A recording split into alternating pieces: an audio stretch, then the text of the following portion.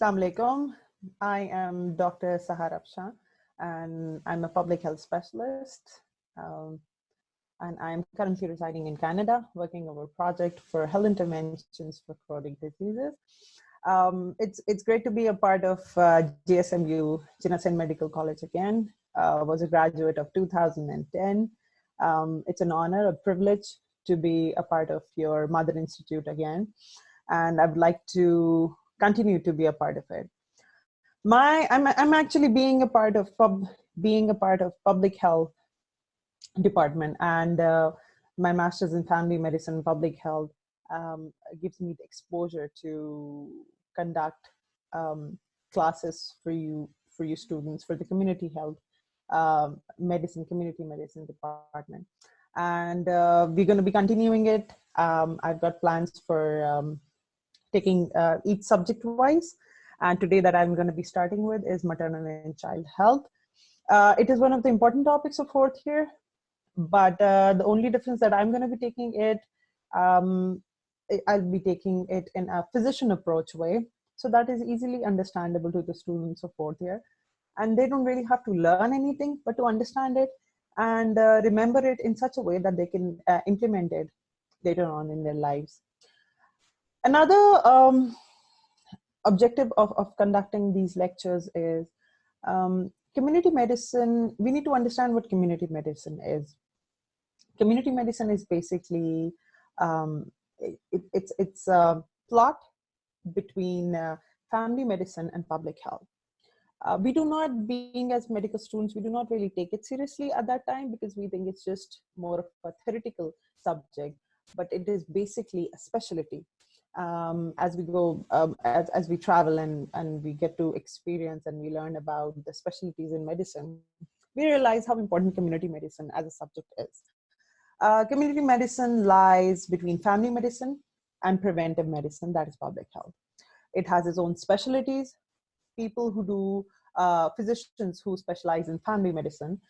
In Pakistan, we don't really have that, but there are very few people who actually go for specialization in family medicine, or that is called general practice. But all over the world, family medicine is a subspecialty. People offer it and they go through trainings for it before they could actually conduct clinics as a general practitioner. And public health preventive medicine is a part of, it's another specialty, but very directly and closely related to family medicine. Basically, family physician and public health are strongly related to each other, and community medicine is that bridge that communicates these two specialties together. So my approach towards teaching you students would be how to have that physician approach towards community medicine and how you can take it as a career in your future, because it's a very interesting field. It allows, especially for girls, I would say, because it allows them to have some of the personal space in life that a lot of other specialties do not allow. Preventive medicine gives you the privilege of enjoying medicine and academics along with community exposure all together. So this is how we're going to be taking community medicine for fourth year together. We will have a physician approach towards community medicine, just to make things easier, just to make things understandable, and make an impact in such a way that you can take it not just from a fourth year perspective, but as a health professional, and you can remember these lectures and take them in the future forward as a physician. So we'll start with this. First of all, this is for fourth year students, as because I believe community medicine is in fourth year, and maternal child health is one of the important topics of fourth year that we're going to be covering today. Now, the component of maternal and child health is, it kind of divides in three components, and we will take it part 1, part 2, and part 3, just to make it more understandable, approachable, and practically applicable to your professional life. So today, what I would be conducting lecture over maternal and child health. It has 3 parts as shown in the slide: reproductive health, that is family and family planning. Maternal and child health, that is part 2, that is what we are going to be covering today. And nutrition is a very important subject. people who offer pediatrics and as a subspecialty, and also gynecology. It's very important for them to know. Even internal medicine, nutrition, we're going to be, but it's the whole, it's all in all one basically. And I've divided in parts just to make it easy, understandable, and accessible to you guys. So today we're going to be doing part 2, maternal and child health.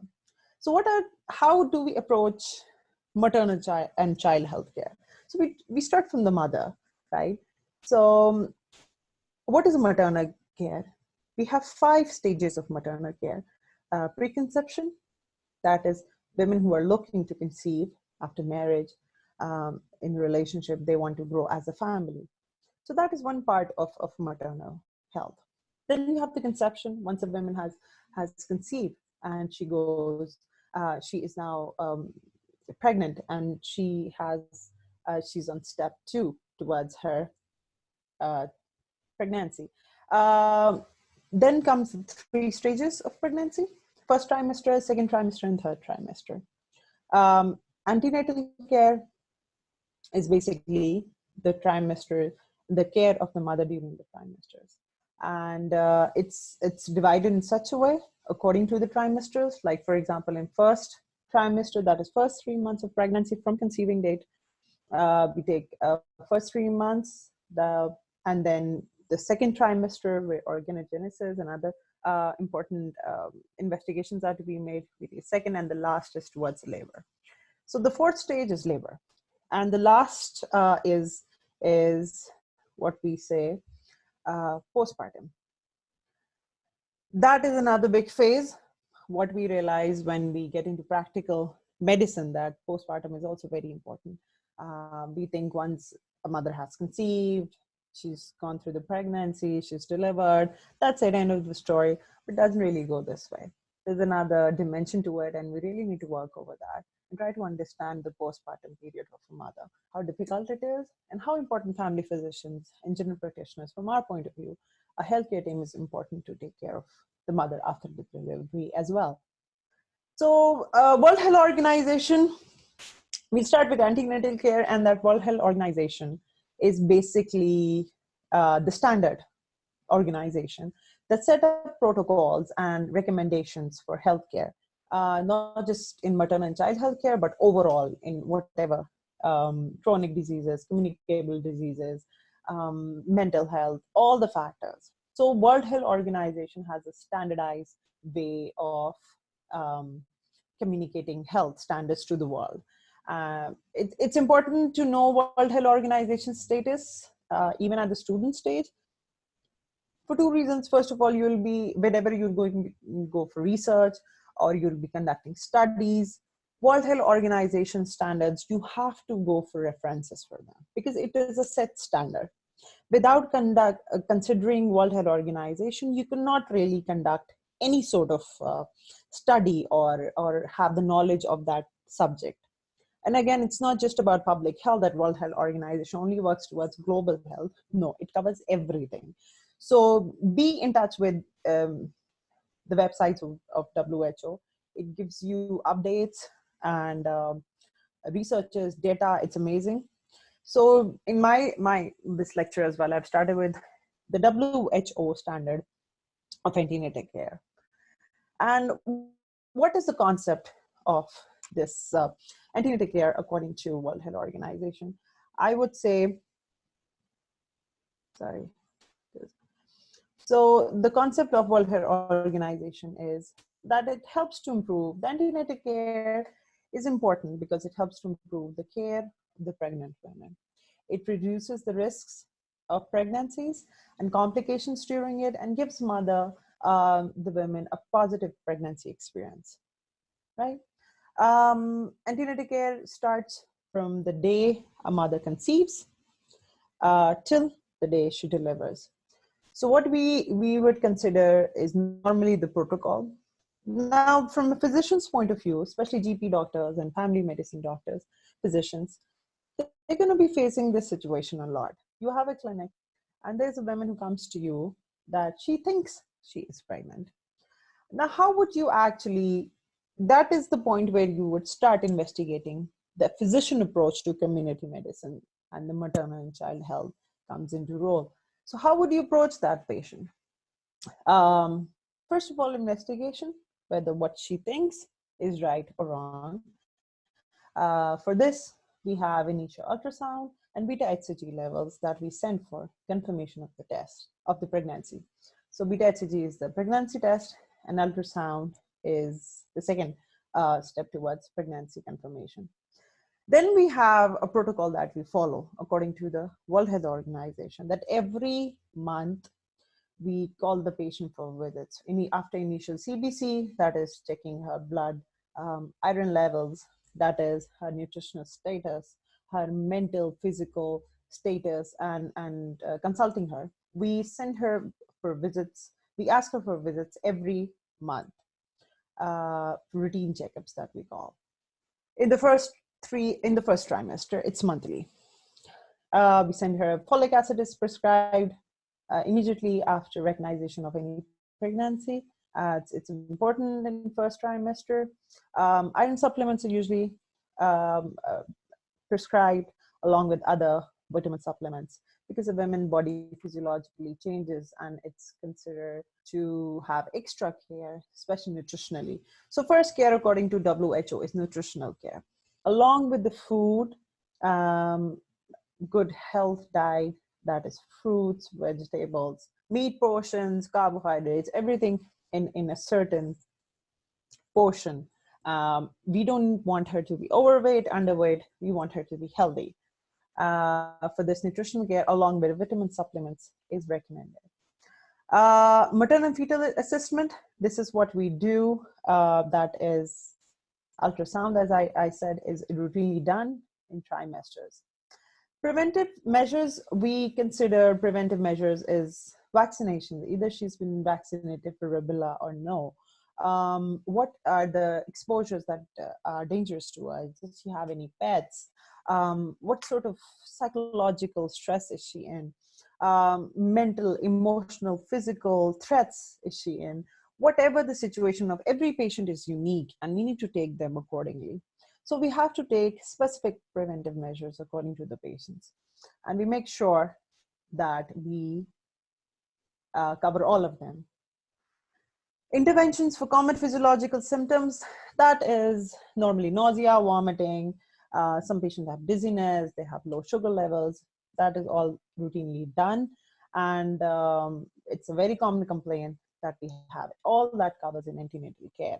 And normally it is not a part of it's not important that there's a gynecologist for it. Family physicians and general practitioners, generalists also called, they take care of antenatal period of the women. The health system interventions for better quality of delivery of healthcare. Now, what do you mean by health system interventions? Availability of services, because we talk in a broader sense, not just from that urban areas, rural areas have their own deprivation, and we have to make sure, being a team of health professionals, that maternal, child, and healthcare is delivered every corner of the world. And so that is also a protocol of World Health Organization that we need to follow.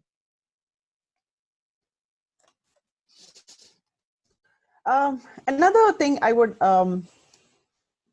like to add here is during the antenatal care, consultation is very important. We being from a physician approach, family physicians as well, from perspective, it is very important for us to have a very good consultation, a relationship with the patient. Why is it important? Because until unless there is no trust, there's no communication, patient-doctor relationship can never develop. And when there is no relationship between a doctor and patient, there cannot be a treatment. Giving pills is not treating a patient. It's never effective. In our system, I would say, in a Pakistani system, it's a very close concept of medical professionals, especially physicians, that they are just there to treat the patient by pills, which is a very big misconception. All over the world, on behavioral skills of the physicians are developed. And why they're developed? Because a physician is a person, जिसे हम अपनी language कहते हैं मसीहा होता है. दुनिया भर में भी यही कॉन्सेप्ट है कि आपका उसका रिलेशनशिप इतना जबरदस्त होना चाहिए कि वो आपसे, he should be open, the patient should be open, and women are very vulnerable, they're very sensitive, especially during pregnancy, और हमारी जो system है, especially they're in a confused state, especially first pregnancies are very complicated. So it is very important for the physicians, for the doctors, for community health specialists that we need to develop that relationship with the patient. Otherwise, all the effort, they're pretty fruitless. In order to have that effectiveness, you need to have a good consultation. So I would personally add here that consultation skills are very important. Okay, next what we have.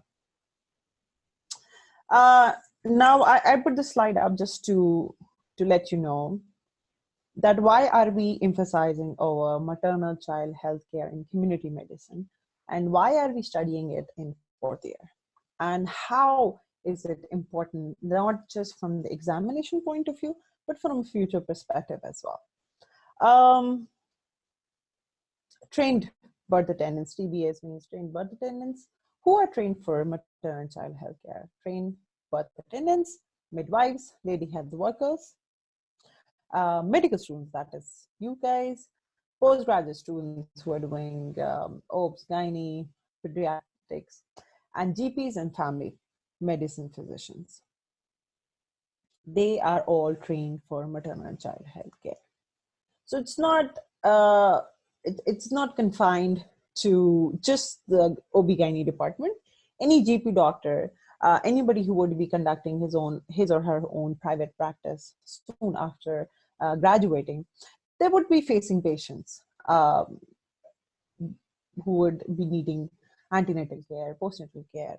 And so to have those basic skills, it's very important. You cannot refer a patient who comes to you for your general practice with the pregnancy and tell them, oh, you're pregnant, you need to go to a gynecologist. I don't deal with that. This is not the attitude. A general physician, family medicine physician, he deals with all these. Even as medical students, people expect some level of knowledge from you, and you should have this basic knowledge. That is why it is in the 4th year, and we would be covering the basic knowledge for it. Second, like we were studying the stages. First stage was antenatal care, taking care during the pregnancy. Second comes the childbirth. Childbirth is an amazing experience. It is important for women to have a positive experience along with care, hygienic, good birth conditions, professionals around her, so that she knows what she is delivering. When she is delivering, she's in safe hands. According to psychology, it's a women's nature that she does not open up, or she's never comfortable unless she feels she is safe. So for physicians to have, especially, I mean, not in cities, I guess, not in urban areas, but in rural practice, GP doctors, they deliver babies as well. It is expected out of them. A lot of women, in spite of the fact that lady doctors, they conduct normal deliveries. So it is very important to maintain the standards of health, hygiene, and labor during childbirth. It's a very sensitive experience, and along with this, we have to maintain the fact that the baby's health is kept in mind. We have to prevent all sort of complications and be prepared for emergencies in case of any complication that arises during the delivery. We are well prepared for those emergencies. Now, the postnatal care after delivery of the baby. Counseling the mother is very important. Postpartum, this is postnatal care means postpartum. And it could be really challenging. We take it very lightly. We think the baby's delivered, you can go home, things are great. No, it's not that simple. Medical professionals are always on their toes. Community is their responsibility. Population health is their responsibility. So after delivering the baby, we need to counsel the mother on a lot of factors, from taking care of herself, of the baby, her nutritional status of the child, possible complications that can occur, depression that she would be facing. Also, along with that, we need the family support. Now it is developing very much, because when I was doing my master's in family medicine, I came across the fact that counseling is not just limited to the patient, especially when it comes to child and maternal care. In our system, where in-laws, families, maternal, paternal side, sister, brothers, friends, they influence us more than anyone. They're very influential in our lives. We need to make sure um, that the mother, after delivering the baby, is understood by the family. A lot of people face trauma after the pregnancy. A lot of women face trauma, emotional trauma, and they get extremely depressed because people don't really care. They care more on the fact, there's more emphasis on the nutritional basis. Ye khao, wo khao, doodh piyo, ye khao. Nahin. She needs emotional support more, because postpartum depression is very common, is exceptionally common, and we need to make sure as physicians, we need to understand. We can't just say, it's okay, aap theek ho jaoge. No, we need to understand their state of mind. Suicidal thoughts are very common during postpartum depression. Killing the baby is a very common thought during postpartum depression. Running away, leaving, because a mother goes through a different phase of her life. She cannot sleep. She has to feed the child. The responsibility is so big, and it's usually the mothers in our society are left alone with the responsibility of the mother. Even the husbands are not cooperative. In-laws are not very understanding of the fact. They think it's done, it's done. Parents are even not supportive. So sometimes all we need to do, my point of view here, is the postnatal care is very important. It determines the state of mind a mother would be after a very long time, for a very long time after delivery. And family member support is very, very important when playing the role. So apart from not only improving her nutritional status, to the support of breastfeeding, it's a challenge, and we need to educate the mother on how to breastfeed a child and the complications. There's soreness, there is tenderness. Mothers face they get fever and other emotional along with that. They feel depressed. So all these should be happen to be a part of her daily life after the delivery, and it's a postnatal period, and it needs a lot of care. And you have to take it as a section to take care of the mother. So postnatal care would be another subject to take care of. So along with the mother, after the delivery, care of the newborn is very important as well. So of the 3.1 million newborn deaths that occurred in 2010, I forgot to put reference here. It is, I think, for Pakistan, I guess. No, it's World Health Organization report for 2010. A quarter to half of them occurred in the first 24 hours. So neonatal death is very common, and especially in Pakistan, where health resources are very limited. Education is very limited. By education, we don't mean that the primary education. By education right now, what I mean is health education is very limited. Mothers, their families, they take care, caretakers, they are not educated. They're not well aware of the sensitivity of the procedure, and the child who is born that suffers death, consequences such as death because of their carelessness, because of their lack of education. So many of the deaths occurred in babies who were too early born, babies born due to infections, asphyxiated around the time of delivery. Again, these are careless procedures. Maternal child health is very important. Being in safe hands, as I mentioned, is very important. Critical, it's a very critical period. So,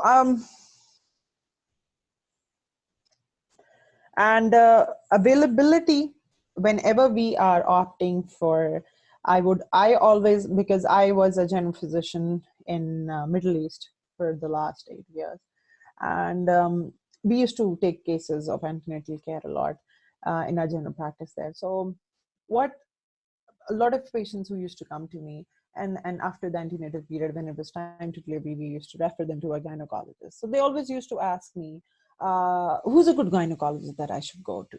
So I always used to emphasize on the fact, it's not just more about the doctor, it's more about the neonatal care that you should opt for.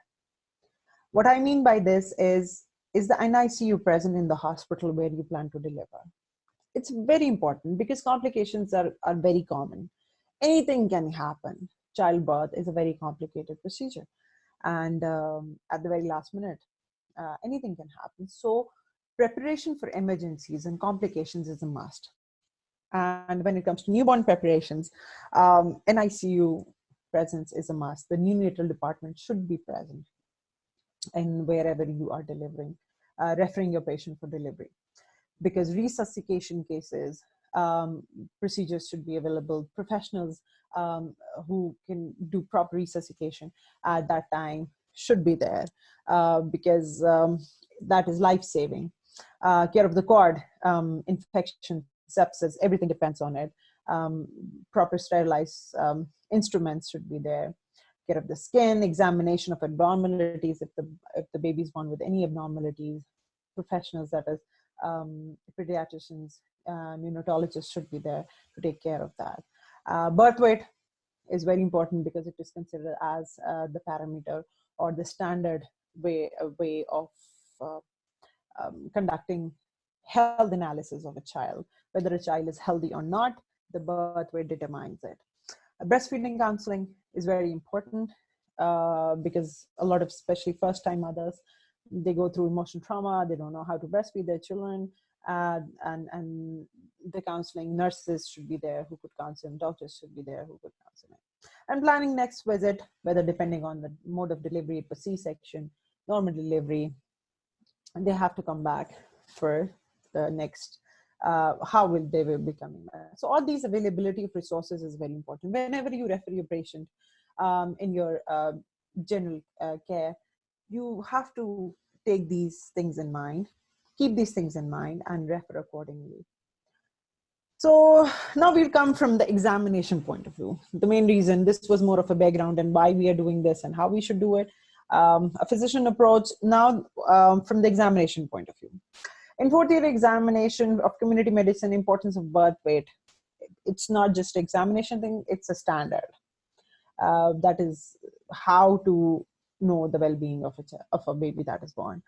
So, and similarly, it is asked in the exams a lot. So we would take the big points right now from the examination point of view, and to give you an overlook of what is the importance of birth weight in maternal child health. Again, as I mentioned, it is the simplest indicator of fetal well-being. Standard birth weight recommended by World Health Organization is 2.5 kg, 2,500 grams. Any birth weight, even 0.01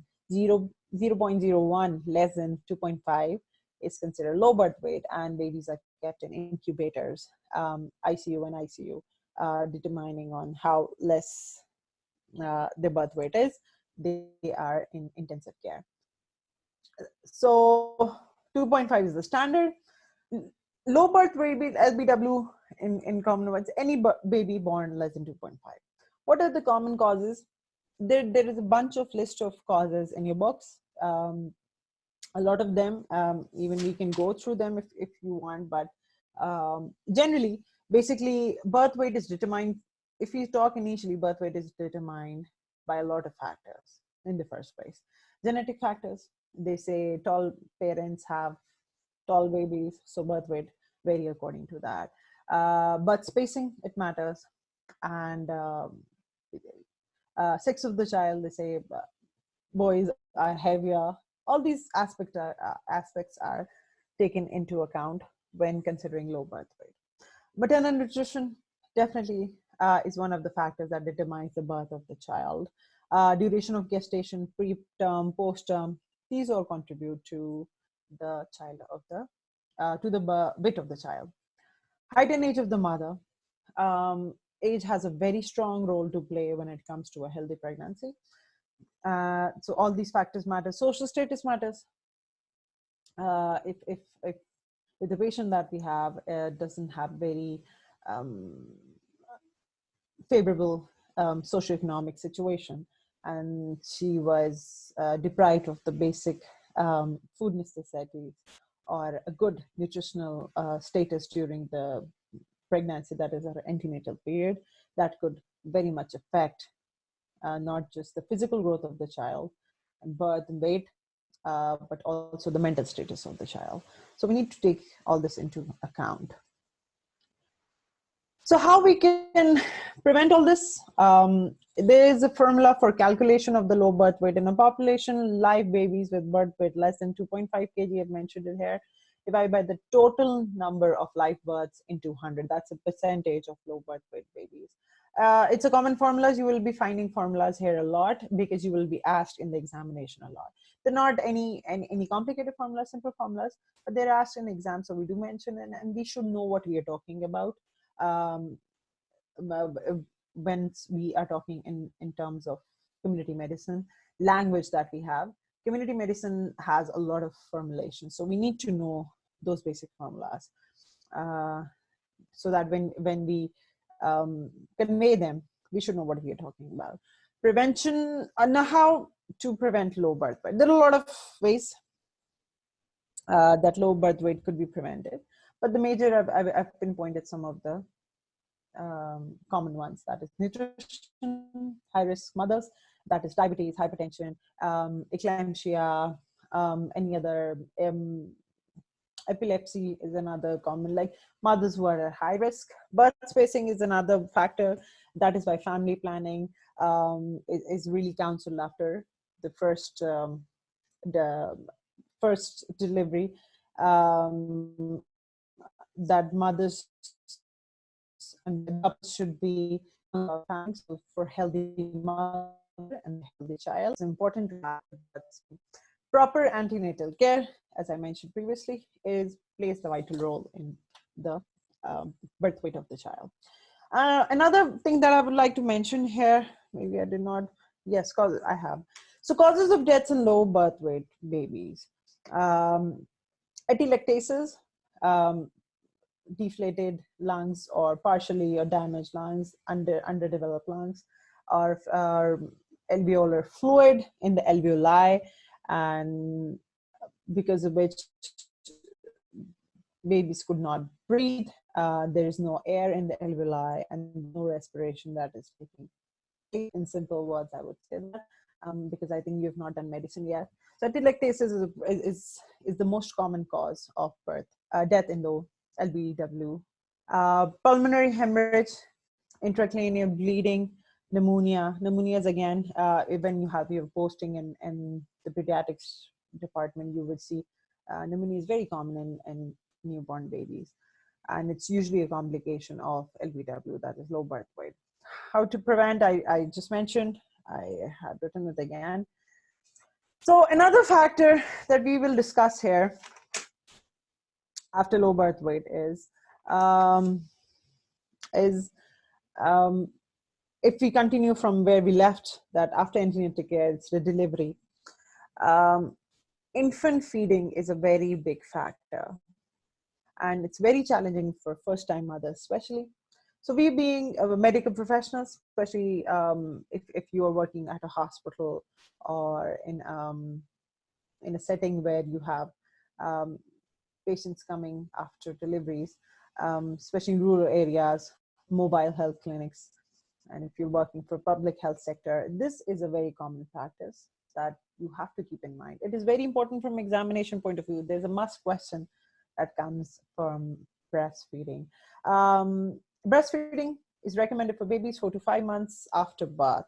Some people strictly follow the rules. I personally, in my practice, I have never really, I think 4 to 5 months is better.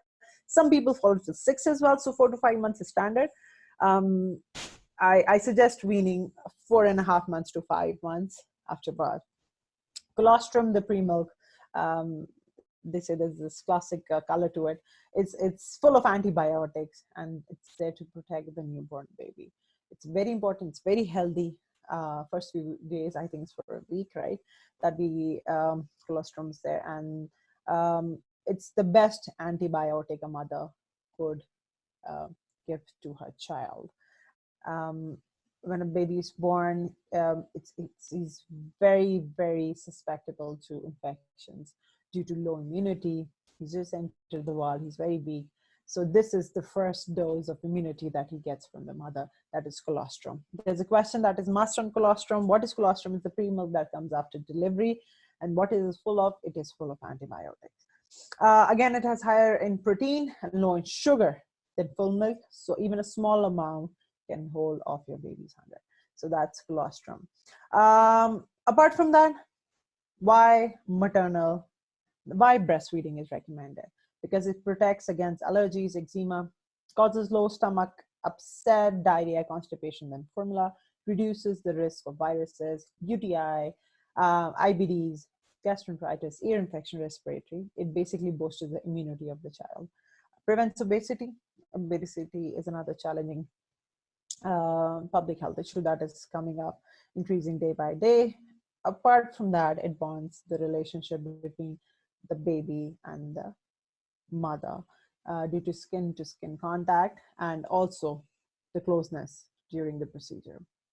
Okay, this is a chart comparison of breast milk to cow milk. I remember it myself 10 years back. This was important. And this fat, I think it's low emulsified fat, fatty acids, moderate emulsified fatty acids, something of the sort.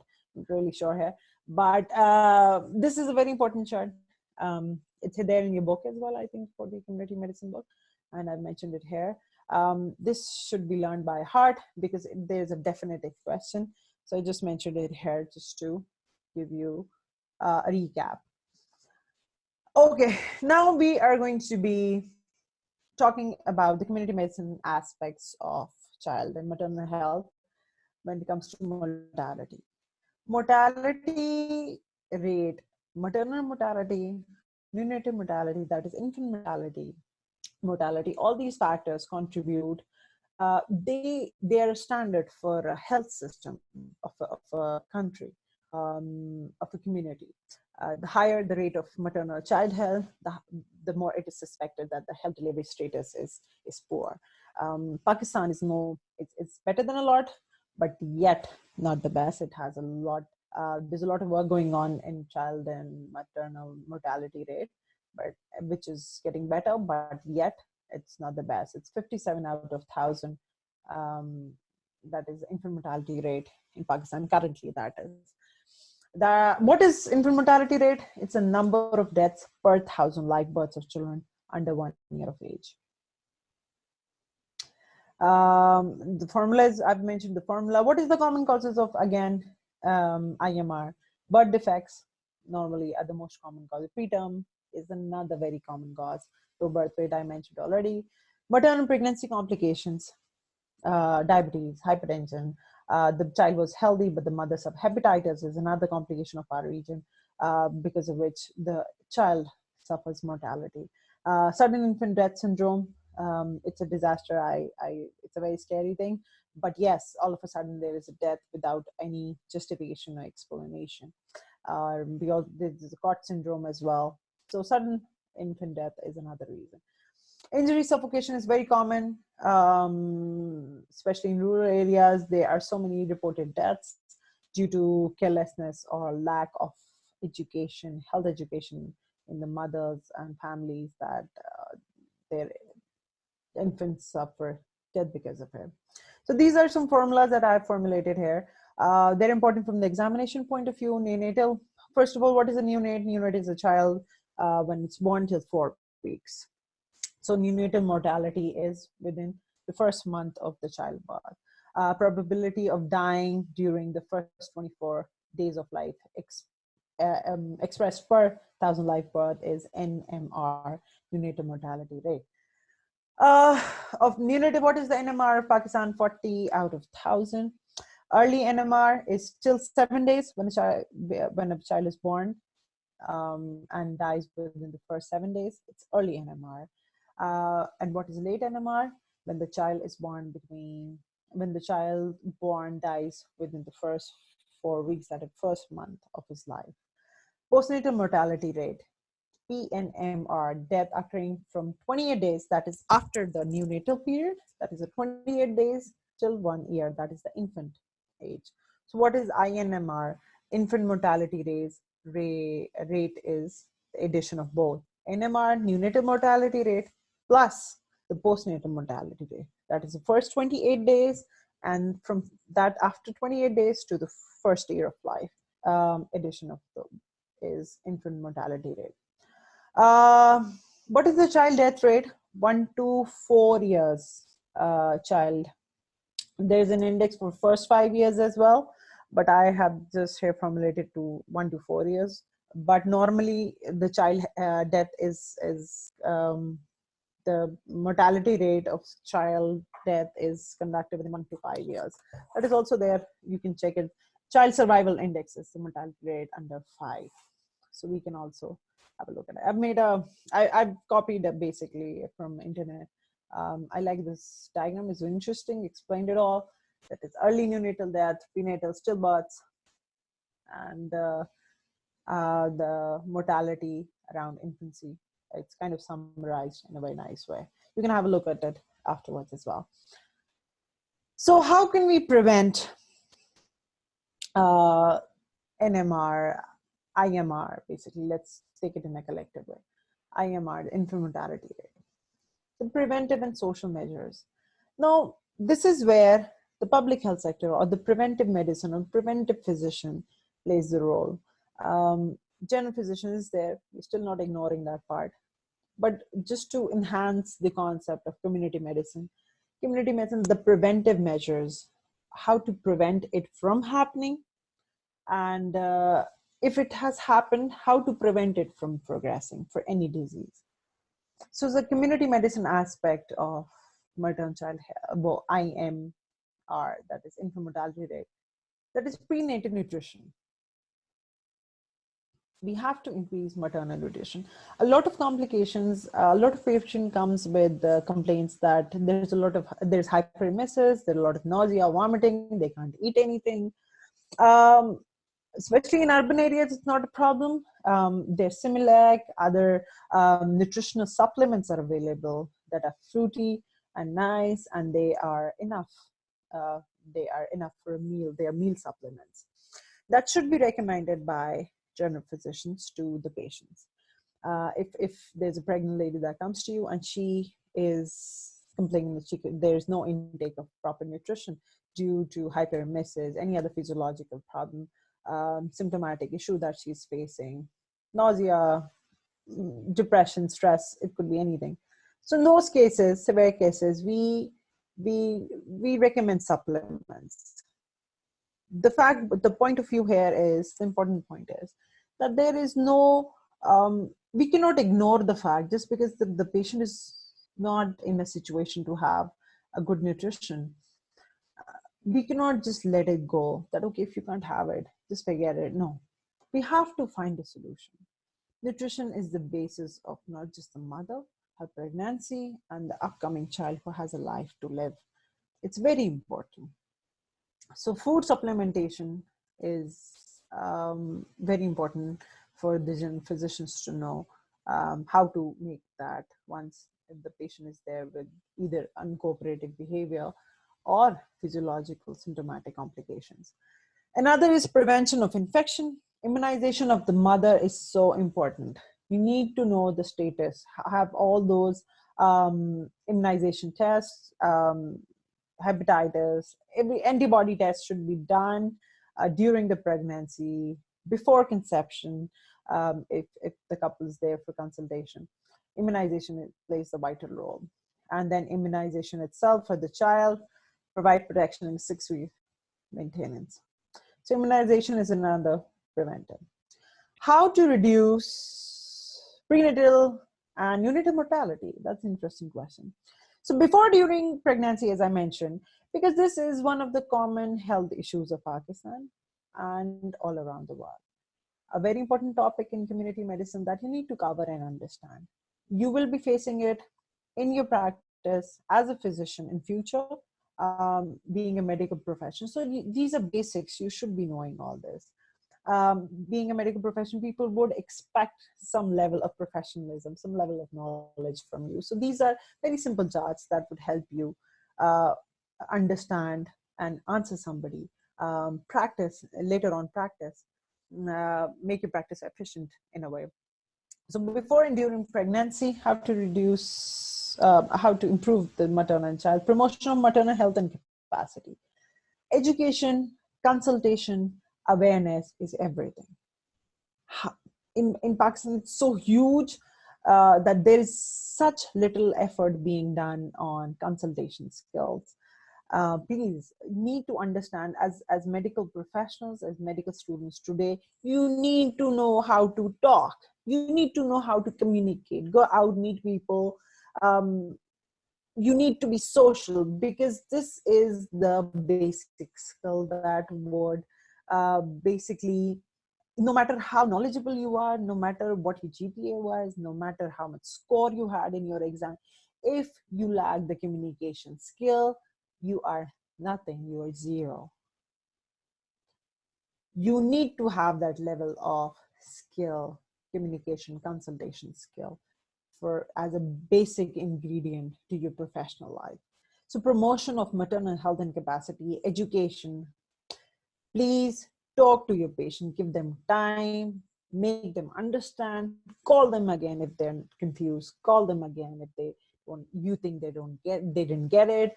Whatever reasons, you should emphasize more and more on educating your patients. So promotion maternal health and capacity, education, can't emphasize any less. Family planning, birth spacing, gender equality, definitely minimization of workloads and stress. Yes, because this is another factor, Pakistan being low socioeconomic country, we face. Women are, especially in labor, women who do labor and stuff, the workload should vary according to their medical conditions. It's not that they shouldn't be working, but yes, workload and stress should be reduced. Antenatal care, definitely TT immunization, birth preparedness, identification, management of high-risk pregnancies, elimination of substance abuse. It is not a very common problem in Pakistan, but all over globally, we do consider this. Alcohol, abstain, and smoking prevention. These are very important factors that contribute to the mortality of the mother and the child. Smoking cessation is another big challenge for the physicians abroad. Maternal nutrition, as I mentioned, preparation for early exclusive breastfeeding. Breastfeeding is a very important component. We need to have complete knowledge, how to counsel them, how to convince them that this is the best food they could provide their child. This is the best antibiotic they could provide their child. This is the best way to develop closeness bonding between the child and the mother. So it's the best way to communicate. Supplementation, iron, folate, vitamin A, zinc, multi-nutrition, malaria prophylaxis, that is according to region. During delivery, of course, hygienic conditions should be kept in mind. Skill attendance at births, preventive management of complication, eclampsia, hemorrhage, definitely very common complications, preterm prolonged labor. When I was in gynae ward and I did my house job, every other patient was hemorrhage. It was such a common practice. You need to know how to handle hemorrhages. Preterm prolonged labor, preterm prolonged membrane ruptures, sepsis, prevention of HIV transmission, hepatitis B and C transmission. We would be covering communication diseases and communicable diseases in another topic, and there we would emphasize more on how to prevent communicable diseases. But yes, prevention of HIV, Hep C, Hep B, and other STDs during deliveries are important. Resuscitation of newborn, all the facilities should be available during the delivery, especially an ICU and experts who could deal with postnatal care. So wrapping it all up, there's a lot to talk about. I don't know what book that exactly you guys are following, but these were just the basic points that I felt were important from a general physician approach and also from your examination point of view. You need to go through your textbook once. If there is any complications, just get back to me. I've given my email address, my WhatsApp number, anything that you want to know, want to talk about. I'm available for free community medicine lectures, mentoring, and you want to have career aspects of community health, how you can implement community medicine in your professional life, how you could offer it as a subspecialty. What are the bridging programs? What are the career aspects of community medicine abroad? How you could offer preventive physician career, and whatever guide you need when it comes to community medicine, family medicine, I'm there to help you. Just to wrap things up, maternal health is a human right. Women's rights are human rights, and this is clearly a human rights issue. I think this is a very strong message. A lot of guys, especially the boys, they don't really emphasize on maternal child health, stating that, oh, this is not our department. No, being a health professional, it is your responsibility to deliver the best health care, no matter it's the women department or the child. You need to have you have to think beyond boundaries when you are a health professional. So it's for everyone, that it's a human right. This is not one of those issues that only involves mothers. It's an issue that involves every single person. A very strong message that conveys a lot to us. These are some of the references. There were a lot of references that I didn't put up because of the short of time. I'm kind of busy right now. I'm shifting to Vancouver from Calgary, so my schedule is very tough right now. But still, if I missed on anything, my apologies, and you could just get back to me. Whatever confusions you have, whatever discussions you want to do, career guides you want, I'm there for discussions. I've given my email address for any sort of feedback, any questions, whatever you want. I'm right there for you. It would be my pleasure to answer your questions and get back to you.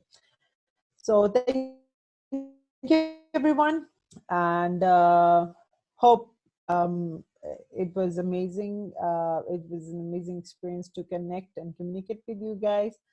I thank the JSMU and Dr. Irfan Suleiman for giving me the opportunity to communicate with you people again.